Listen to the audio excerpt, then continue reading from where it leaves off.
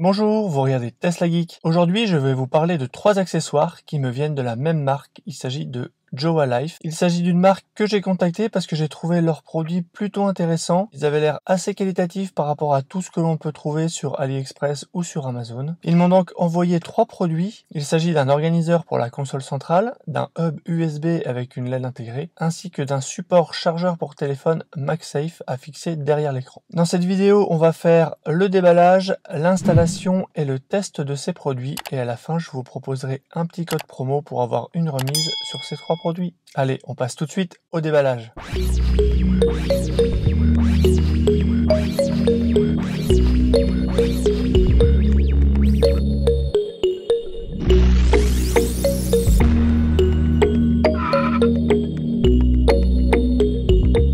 Voici les 3 produits. Il y a ce hub USB avec LED intégré, cet organiseur pour la console centrale, c'est un organiseur coulissant, et ce chargeur compatible MagSafe pour téléphone mobile. Je vous propose de déballer tout ça. Donc ici, nous avons l'organiseur. Je le découvre avec vous. Alors il y a un revêtement ici en caoutchouc qui a vraiment un toucher très sympa, très doux et qui va être aussi antidérapant. Donc ça c'est plutôt bien. Et il vient se mettre par-dessus en fait un organiseur qui est tout simplement en plastique. Donc on pourrait très bien dire qu'on ne met que cette partie-là, on aurait du coup un grand vide-poche. Et avec ça par-dessus, on a des compartiments anti-dérapants. Ici, je pense qu'on va pouvoir venir mettre des cartes de recharge juste là. Et puis après, là, on peut imaginer mettre de la monnaie ou ces bips de garage. Voilà pour ce produit. C'est costaud, hein, le plastique est assez épais. Ça a l'air plutôt pas mal, j'ai hâte de le tester dans la voiture. On passe à ce hub USB.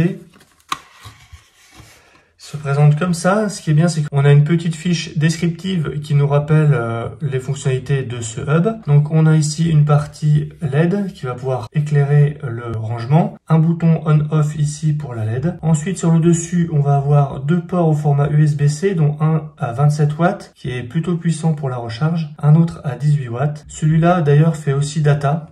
Donc on peut y brancher par exemple une clé USB au format USB-C ou un petit disque dur ou une manette. Ensuite on va avoir un USB-A sur le dessus qui fait aussi data et en bas 2 ports USB-A qui font recharge et data. Donc vous verrez, moi je pense que je vais venir ici brancher ma clé USB invisible. Elle dépasse à peine, c'est celle sur laquelle j'ai la musique. Sur le dessus, je vais venir pouvoir brancher facilement des câbles pour venir recharger un téléphone mobile, un Coyote. Enfin, j'ai pas de Coyote, mais voilà, j'imagine que je pourrais faire ça. Et puis, je pourrais toujours brancher ma manette de jeu, soit sur le dessus, soit ici, sur le dessous. Une fois qu'on a soulevé ça, on tombe sur le hub en question, qui est juste là. Donc ici, on va avoir la LED. On a les ports ici, juste sur le dessus, avec le petit interrupteur là. Et on a du coup les 2 ports USB-C pour la voiture. On a un petit rappel ici des puissances de charge, c'est plutôt pas mal. Le dernier accessoire, c'est ce chargeur de téléphone.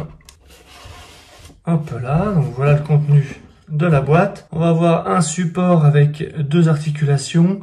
Ici, on va avoir la partie aimantée et chargeur sans fil compatible MagSafe sur lequel on va venir poser le téléphone. Ici, on a un câble qui est fourni qui fait 1,75 m, c'est assez long, c'est très bien, il y a une partie coudée, donc on va pouvoir venir le mettre dans le port de recharge USB-C qui se trouve aux places arrière et fixer le câble le long de la console centrale. Vous verrez, c'est plutôt discret. Et ici, on a un adaptateur USB-C vers USB-A.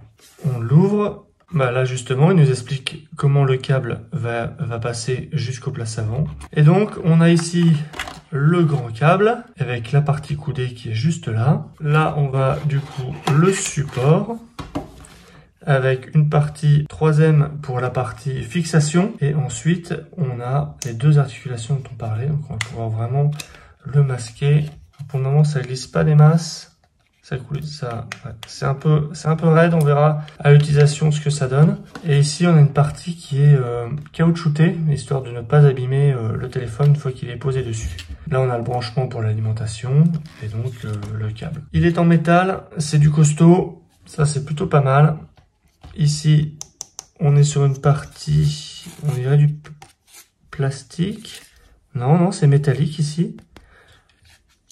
Là, c'est du plastique, mais là, c'est métallique. C'est plutôt pas mal. Ici, on a un petit guide pour nous aider pour l'installation. Je verrai si je m'en sers. C'est fourni avec un deuxième adhésif, si jamais on voulait le changer de place. Et c'est livré aussi avec des petits maintiens et l'adaptateur USB-C vers USB-A. Voilà donc pour ces 3 accessoires. On va passer dans la voiture pour aller les installer. Commençons par l'organiseur central. Jusqu'à maintenant, j'avais celui-là dans lequel je rangeais mes cartes et plusieurs bips.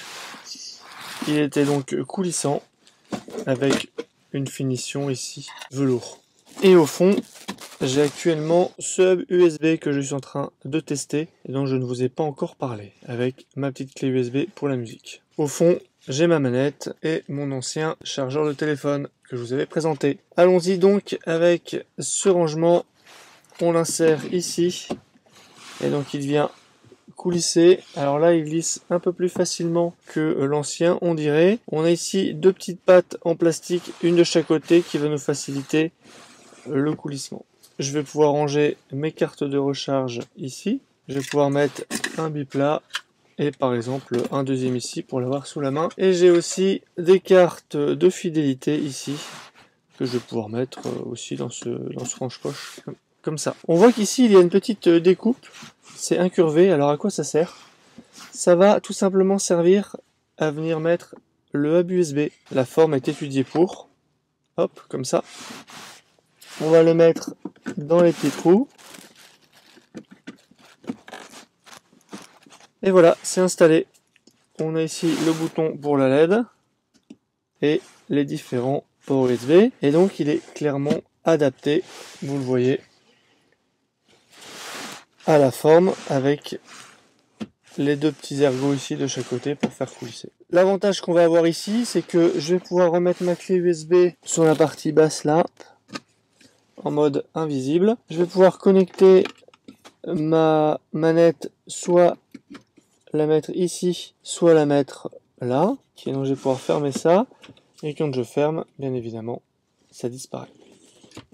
Et contrairement à mon précédent rangement, l'avantage c'est que comme j'ai des ports sur le dessus, je peux garder ça fermé et du coup masquer le bazar. Avant je devais laisser le tiroir ouvert pour venir mettre soit ma manette, soit brancher un câble sur le hub ici. Et du coup quand je fermais ça faisait des choses qui n'étaient pas terribles. Là du coup on peut le fermer, on voit plus ce qu'il y a au fond et on vient brancher notre périphérique pour la recharge. C'est quand même plus simple et ça gêne moins ce qui est à l'intérieur, on n'a pas de câble qui passe par là.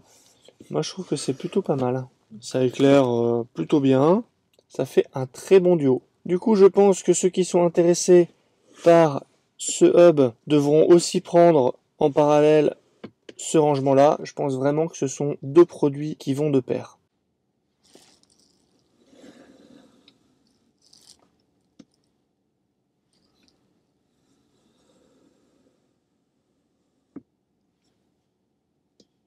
Le chargeur est livré avec ces petits cadres d'installation qu'on va venir positionner juste là pour vraiment prendre l'angle. Et au niveau du chargeur, en fait, il va venir se positionner ici comme ça. Donc il prend vraiment l'encoche. Et donc ensuite, voilà, il faut enlever le film et il faut le positionner comme ça. Et il va prendre position vraiment à cet endroit-là. Et avant d'enlever le 3e pour le coller, il faut bien sûr passer un petit chiffon dégraissant pour venir dégraisser toute cette zone là et être certain d'avoir une très bonne accroche. Ce petit bout qui va venir se mettre ici dans ce sens là. Hop, on va faire passer le câble vers l'avant et donc l'objectif ça va être de le faire passer juste là.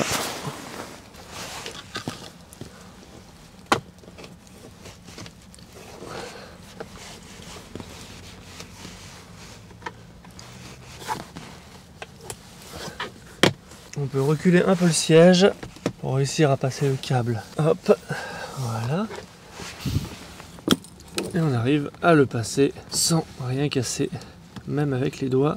Hop, voilà un passage invisible. Et voilà ce que ça donne. Hop, il sort ici et il remonte. Toc, toc, toc, toc, toc. Derrière l'écran. Derrière l'écran. Et il se fixe. Il est en position cachée et on peut bien sûr le ramener ici et le faire évoluer un peu comme ça pour éviter que ça cache cette partie-là. En tout cas, la position, elle est ici. Et donc ça, une fois que c'est branché, ça charge.